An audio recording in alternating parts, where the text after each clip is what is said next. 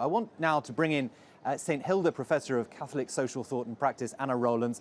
Very grateful for you being here. Anna, if you would just come here closer to me. Nice to meet you. Thank you. Very nice to meet you. Anna has actually just been in to see Pope Francis, I believe. Is that right? This morning I had the privilege of nearly 40 minutes. I'm just going to bring you a little bit closer into our shot. There you go. Sorry for manhandling you. That's okay. You took the moment this morning to go and pray with Pope Francis and as he lies in state in the Basilica. Tell me, what was that like? It was extraordinary.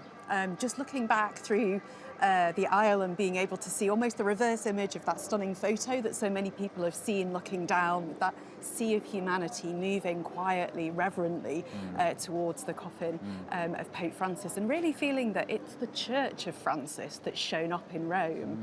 You know, the kind of people, the ordinary people he had such a heart for, and they're here from every corner of the globe, family groups, religious orders, the elderly. As I was standing there this morning, there was a Filipino woman, heavily pregnant, stroking her belly in front of the coffin. There was an Indian father with his sleeping toddler on his chest. There was an elderly Italian woman determined to stand up in her wheelchair, from her wheelchair, to pay her respects, alongside the Sisters of Mother Teresa and Franciscans and Benedictines. And so the whole church is here, and that feels so deeply fitting. He's amongst the people that his heart was for. Yeah, we spoke to some people on their way out yesterday, and it was amazing to see the reaction they had. They weren't even expecting to have the reaction that they had. They kind of found it overwhelming almost. This woman I spoke to, she was sort of laughing at what she'd just experienced. It's extraordinary. Talk to me a little bit about Francis and his legacy. What do you think that will be? You're a specialist on the Church's sort of social policy, how it engages with society. What do you think Francis has left us? I think that he's had this remarkable ability to look at our times and name the really big meta trends and themes and dynamics that we're living with.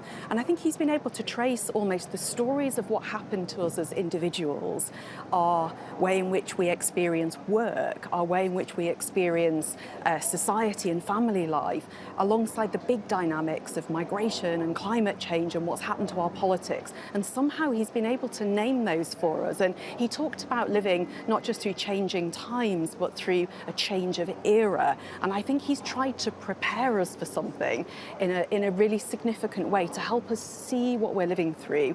And now he's left us with the challenge of responding to what he helped us to see. And I think his challenge was at all times to sort of become more deeply in tune with our own humanity and to cast away anything that would make us in any way less truly human. And in a way you might find it surprising that someone who's supposed to be focusing on things divine had this gift for making us more human. But for him, I think that's what the gospel was.